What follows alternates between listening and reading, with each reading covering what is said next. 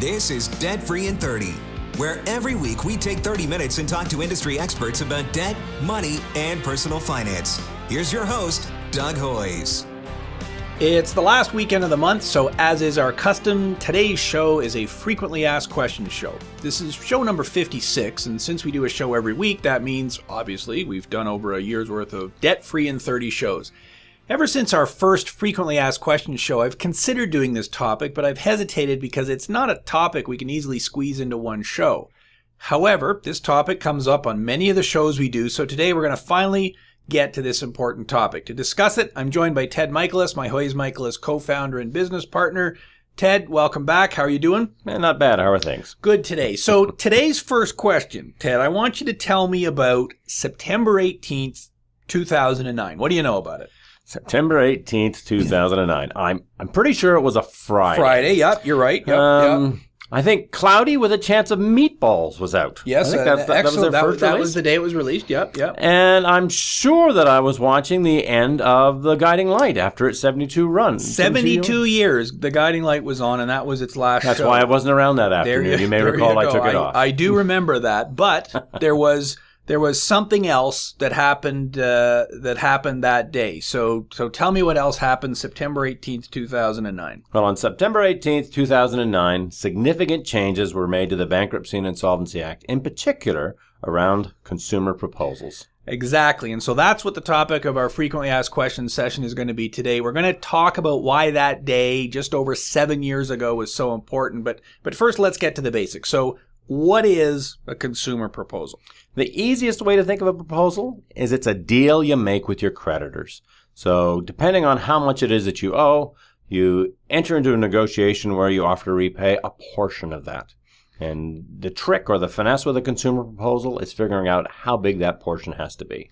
So that sounds kind of like bankruptcy. What's the difference? Well, bankruptcy, you're saying, I can't afford to repay any part of my debt. And there are very specific rules for what it's going to cost you. It's all based on your income and the things that you own. Proposal is literally a negotiated deal. You say, look, I can't afford to repay all of it, but I can repay part of it. And for a lot of people, it's a lot more attractive solution. I mean, the whole idea of filing bankruptcy makes people upset. It shouldn't, because it's a procedure that you're allowed to use to solve your debt problems, but I get it. Bankruptcy's got some bad connotations just loaded with the words. A consumer proposal lets you repay part of your debt. And just about everyone we talk to feels better about repaying part of what they owe. So in a real simple scenario then, the typical person we're dealing with is going to have $40,000, $50,000, $60,000 worth of unsecured debt. So we're not talking about mortgages here. We're talking about credit cards, bank loans, that sort of thing. And so are you saying that everyone who has debt should automatically file a consumer proposal? No, you got to remember a consumer proposal is designed to be an alternative to bankruptcy. So when you're looking at bankruptcy as a solution, you're saying, look, I really am in a lot of financial trouble. I can't afford to deal with these debts. With a proposal, you're saying, I can afford to deal with part of the debt. So I'm not ready to file bankruptcy. It's not the alternative I need. I can afford to repay part of what I owe. It's a win-win for everybody. The creditors get more money than they get if you file bankruptcy. You feel better about yourself because you've repaid part of what you owe. So you're kind of in a middle zone here. I owe too much money to pay it off on my own, which of course is always the best answer. I mean, if you've got a $5,000 owing on your credit card, then you want to make a budget, cut your expenses, get it paid off. We're certainly advocating doing that if at all possible. But if you've got more debt than you can afford to pay off, but you don't want to do the bankruptcy, then the proposal makes sense. And we'll get into some more details on that. So let's get back to September 18th, 2009. Prior to that date, our firm, Hoyes Michalos, filed more bankruptcies than consumer proposals. In fact, if you go back to our first year in business, which was 1999, that year we filed 209 bankruptcies. I actually looked it up. And only 89 proposals. So that's more than twice as many bankruptcies than proposals. But the ratio last year was a lot different than that. We were 55-45. We filed more consumer proposals than bankruptcies. And we've been doing that since 2009. And so since these big changes, That's exactly right. why, and in fact, when you look at the province as a whole, that's pretty much the way it is everywhere. So what's changed? Why is it that we used to file way more bankruptcies than proposals, and now it's the other way? Well, let's go back to some even older history then. Consumer proposals, I think, started somewhere in the early 90s. It was 92 or 93 that became part of the law. And for a lot of existing trustees, they didn't fully grasp the concept. They weren't convinced that it was a better solution for their clients. We've always believed that a proposal makes sense. If you can afford to repay part of your debt, you should. So even before the rules changed in 2009, we were filing more proposals than most people. Well, I think partially because we're younger than these other guys, but that may not hold true anymore. In 2009, one of the major changes to the rules was bankruptcies became longer and much more expensive. And because of that, trustees then took a look at this and saying, you know what, maybe proposals are a better deal for our clients. And so many more people got involved that way. In our particular case, because we were already doing a lot of proposals, it just made another segment of our client base, the folks that had expensive bankruptcies, and I can explain that to you someday if you like, it made proposals became much more attractive for them. Well, so let's talk about this whole concept of the expensive bankruptcy. So then what makes a bankruptcy expensive? Well, the whole idea behind bankruptcy is you're saying, I can't afford to repay any part of my debt, but the rules say you've got to contribute something based on your income and the things that you own. So prior to 2009, the rules were a little loosey-goosey. They were optional. They weren't always enforced properly. So they said that you're making this amount of money, you should pay more, but you didn't always have to. As of 2009, the government set out very strict regulations. If you're making more than the allowable amount, you will pay penalties, and instead of a bankruptcy being 9 months long, it'll be 21 months long. Well, suddenly the cost of bankruptcy more than doubled overnight. So let's take a real simple example. I'm a single guy. I make around $3,000 a month. Yep. So under the old rules, well, it was kind of up to the trustee what I was going to pay. That's right. It wasn't strictly enforced. Under the new rules... Now, your new rules, you're going to pay roughly $450 a month. And you're going to do that for 21 months. So the old rules, the bankruptcy cost you $1,800, $2,000. The new rules, the bankruptcy is going to cost you $4,500 to $5,000. So the government sets these income limits. If I'm over them, an extra year gets added to my bankruptcy. That's right. And your payments during that entire year. And I'm paying. And if I've been bankrupt before, it's still an extra year that gets added, but I'm starting from, instead of 9 months, 2 years. So it used to be if you had a previous bankruptcy, at the end of 9 months, we'd put you in front of a judge. Now the government said, well, no, you'll be bankrupt for a minimum of 2 years, and if you're earning more than the guidelines, it'll be 3 years. So it's significantly more expensive. And this is the reason why consumer proposals have become such a good option then. Yeah, it's certainly one of the reasons. When bankruptcies became more expensive, more people said, well, wait a minute, there's value in me not filing bankruptcy. I'm willing to pay a little bit extra into a proposal because the monthly payment will be lower. I'll repay my debts, and I won't have a bankruptcy on my record. So instead of going bankrupt and paying perhaps $400 or $500 a month for 21 months, maybe I can do a proposal and only pay $200 or $300 a month over a longer period of time. That's right. I mean, the example you were giving, the guy making that $3,000, let's say he had $50,000 worth of debt. That's a pretty common number. In the proposal, he'd probably have to offer $250 a month for 5 years as a settlement. He's going to offer $15,000 of the $50,000 that he owes.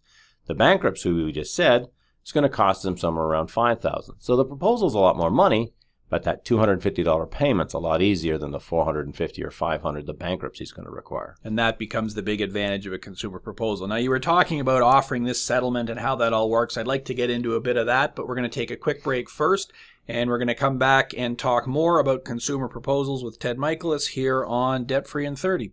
You're listening to Debt Free in 30 with Doug Hoyes. We'll be right back. Do you feel like you're drowning in a sea of unpaid bills? Are you looking for solutions? Take the first step. Visit moneyproblems.ca, a website devoted to providing you with the help you need. Find the option that's best for you. For help today, visit moneyproblems.ca. You're listening to Debt Free in 30. Here's your host, Doug Hoyes. We're back here on Debt Free in 30. We're talking about consumer proposals. So before the break, Ted, you were talking about the advantages of a consumer proposal, particularly as compared to a bankruptcy. So spell it out for me then. In general, why would someone be doing a consumer proposal instead of a bankruptcy? Because the conventional wisdom is, well, you go bankrupt, your debts are gone, takes 9 months, you're done. Why would you do a consumer proposal where you have to pay a whole bunch of money over a period of time? What's the reason I would be picking a consumer proposal? Yeah, I think the biggest reason is really an emotional one. There's still a lot of baggage associated with filing bankruptcy. And for a lot of people, the thought that, you know what, I repaid part of what I owed, I incurred the debt, I can repay part of it, I just can't deal with all of it, makes them feel better. So I think the biggest single advantage is you feel better about yourself, you're repaying part of what you owe. Now, from a financial standpoint, it's a huge savings. I mean, the example we used before the break, you owe $50,000, you offer to pay back $15,000, $35,000 worth of debt and interest and all those penalties is just gone. So, I mean, it's like winning the lottery. But why not just do a debt consolidation then? Why would I go the consumer proposal route? So a debt consolidation, if you qualify, is not a bad solution. For people that don't understand it, a consolidation loan, you go to a bank, you get a line of credit or a loan to repay all of your debts. Usually it's at a much better interest rate. You're paying over an extended period of time, so the payments are lower than what you used to be making. Now, compared to a proposal, the payments are significantly higher. One of the features of a proposal is that there are no new interest charges. And so not only are you repaying a portion of what you owe, you're also not being charged any more interest. So your payment every month pays down the debt that you've agreed to repay, as opposed to going towards interest and then towards the principal. I mean, the cash savings are huge. And in most consumer proposals, you're paying less than the full amount owing. That's the whole point. Yeah, I mean, the average consumer proposal is probably somewhere around a third of what you owe. And the rules are fairly specific. You need to offer a greater benefit than your creditors would get in a bankruptcy, but you also need to offer them enough money that they'll agree to it. And so most of the Canadian commercial lenders, the banks, the credit card companies, have told us they're looking for about a third of what you owe. So how do I know then if I qualify for a consumer proposal or if I should be going for one of these other options? Yeah, the best thing to do is to actually sit down with someone licensed by the government to deal with these things. It sounds self-serving, but I'm a licensed trustee. You're a licensed trustee. Trustees will talk to anybody for free. One of my big bugaboos or gripes, if you want to use a different term, is that there are all sorts of people advertising debt reduction to consumers. We'll reduce your debts by 60, 70%. You can avoid bankruptcy. All of that's true, but these guys are just consultants. They're going to charge you a fee and then refer you to somebody like me that's actually licensed to do the work. So if you want to save yourself some money, look for a licensed trustee or consumer proposal administrator. Talk to them. The conversation will be free. They'll tell you whether or not you qualify. So, and I get it. You're saying that there's some, there's going to be some math that the trustee is going to have to do. In general terms, so someone's listening to this today and they go, okay, I got, a lot of debt. I don't know if I should just try to pay it off myself or if I can't. Is there any kind of rule of thumb that you would use? I mean, if it's going to take me 50 years of minimum payments to pay off my debt, then I guess I need to get help. Yes. Is there... I mean, the decision you got to make is, when you look at your monthly budget, how much have you got available to pay towards your debt? If all you've got at the end of the month is enough to make the minimum payments, then you've seen that the notes on your credit cards, it'll take you 30, 40, 50 years to pay off your debt. Well, all you're really doing is making money for the bank. If you can't afford to pay more than minimum payments, if you can't even make the minimum payments, then probably you need to find another solution. And the solution we're talking about today is a consumer proposal. So if it's going to take me many, many years to pay off my debts, then we should be coming in and talking to us. So in terms of qualifying for a consumer proposal, how much debt do I have to owe in order to qualify? Yeah, the minimum level is $1,000, which is a little ridiculous, but the Bankruptcy Act was written back in the 1920s when $1,000 was a lot of money. What's the maximum? Yeah, the maximum is $250,000 of debts excluding the mortgage on your house. And that's an awful lot of money. The average person that we talk to owes between $50,000, $60,000. That seems to be the critical level when people really feel a lot of pain. So if you owe something less than $250,000, not including the mortgage on your principal residence, if you're unable to pay your debts, that's the kind of person who would qualify for a consumer proposal. So Now, having said that, the lowest number I think I've seen, I've done proposals for people with debts as low as $7,500. And the reason a proposal worked for them was they had all kinds of payday loans and stuff coming right off their paycheck. So they were in a cycle they couldn't break. So even though it wasn't a lot of debt, it was more debt than they could deal with. The thing is, if you're experiencing financial difficulty, find somebody that you trust that you can talk to. We're suggesting you talk to a trustee. You could also find a not-for-profit credit counseling agency. You could make an appointment to talk to somebody at the bank, but they'll probably tell you that they're not qualified to help you deal with your debts. They'll help you incur more debt, but they won't help you sort out the mess. They're lenders. So you said that the way a proposal works is we come up with this deal, we're going to pay this much for this long, and then we do up the paperwork, we send it out to the creditors. They then say yes or no. Is that how it works? Creditor can say yes, no, or counter offer. In the majority of cases, if you're trustee and you've come together with a deal that makes sense to everybody, they just say yes. And that literally is the majority of the cases. But there are cases where the creditors say, you know what, I think maybe you could pay a little bit more. And so the example we've been using this whole program was at $250 a month. Maybe they come back and say, you know what, I think you could probably afford to pay $300 or maybe $325. Then you get to decide, well, do you agree to that?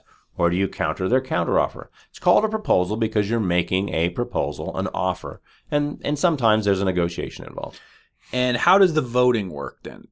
So every dollar you owe is a vote, and we need a majority of the dollars to say yes. One of the beauties of a consumer proposal is that if we have a majority of the dollars say yes, then they're all forced to accept it. So let's say you owe that $50,000, and $30,000 agrees to the proposal and $20,000 doesn't. Well, because 30 is more than half, all 50 is forced to accept the terms. So it's simple math, and we're simplifying this a little bit in terms of how the voting and the meetings work. But basically, that's the concept. If you owe $50,000 in debt, and we can get $25,001 of the dollars to say yes, then the proposal is going to be accepted. So don't be intimidated by this whole voting concept. This is what your trustee is doing for you. So this is all done behind the scenes. You show up at the office, we calculate what we think a reasonable deal is, something that you can afford and we think the creditors will agree to. The proposal is filed, and the voting is all done by fax and phone back and forth between you and the trustee and the creditors. You're never talking directly to the creditors, so there's a buffer. You don't need to be intimidated. You don't need to be afraid of the process. And that's why we're there. So, well, let's do some real quick answers, kind of yes, no, see if we can bang through a lot of the questions that people typically ask us about this. So, will a consumer proposal stop collection calls? Yes, it will. Okay, that's pretty simple. Will a consumer proposal stop a wage garnishment? For anything other than a support payment. So if somebody's got a judgment against you, certainly it stops it. If you're paying child support or spousal support, I can't help with that. So, because that's a separate piece of legislation. So get us the details on who's garnishing you, and we can get that stopped. So we already, I think, kind of addressed what a consumer proposal costs. It's going to be, without knowing anything, it's going to be around a third of your debts. Yeah, that's always a good guess. I mean, use that as a starting point. And it could be more if you happen to have higher income or assets or something. How long does a consumer proposal last? So the maximum time period you're allowed to offer payments is 60 months. And in most cases, that's where we start. And the reason we do that is because it produces the lowest monthly payment. But quite frankly, you can offer a proposal that says, if you guys agree to this deal, I'll write you a check in 30 days and it's done. And we see those, well, one or two of those a month anyway. So that's a lump sum proposal. It can be done a lot quicker. Yep. And how long is the consumer proposal going to stay on my credit report for? So while you're actually making payments, it'll show in your credit bureau that you're in a proposal. And then when it's done, there'll be a warning in the legal section for up to 3 years.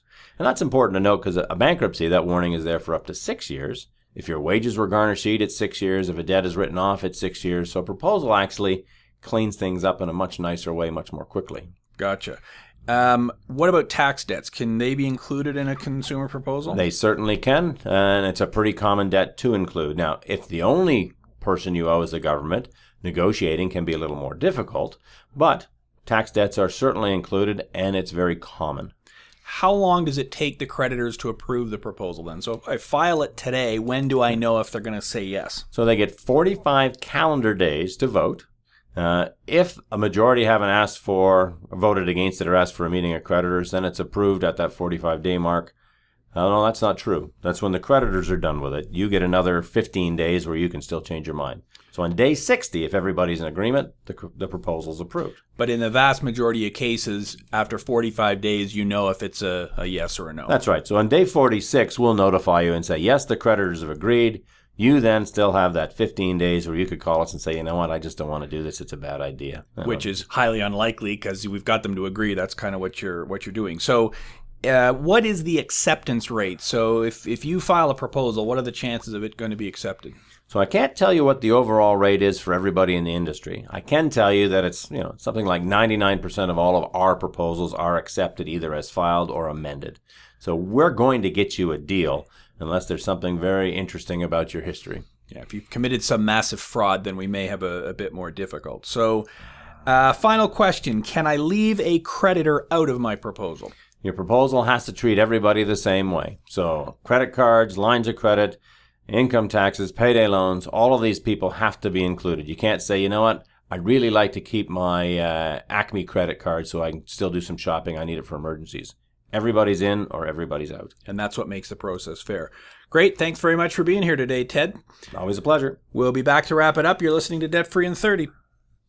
If you're struggling with debt, you have options. A consumer proposal is a legal process that allows you to settle your debts for a portion of what you owe. To see if this solution is right for you, go online to consumer-proposals.org, a website all about proposals. Consumer-proposals.org, a great place to start on your way to becoming debt-free. You're listening to Debt Free in 30. Here's your host, Doug Hoyes. Welcome back. It's time for the 30-second recap of what we discussed today. On today's show, Ted Michalos explained the advantages of a consumer proposal, what it costs, how long it lasts, and why in many cases it's a better alternative than bankruptcy. That's the 30-second recap of what we discussed today. As I said in the opening, it's impossible to cover everything there is to know about a consumer proposal in a 30-minute show, but here's the key. If you have more debt than you can pay off on your own, or if your wages are being garnished or your creditors are taking legal action against you, a consumer proposal is a legally binding deal that stops court actions and wage garnishments and allows you to make a deal, often for less than the full amount owing, with your creditors. You avoid bankruptcy, but you still get relief from your debts with a reasonable monthly payment, and that's a great feeling. That's our show for today. Full show notes are available on our website, including lots more information on consumer proposals. So please go to our website at hoyes.com, that's HOYES.com, for more information. Thanks for listening. Until next week, I'm Doug Hoyes. That was Debt Free in 30. Thanks for listening. That was Debt Free in 30.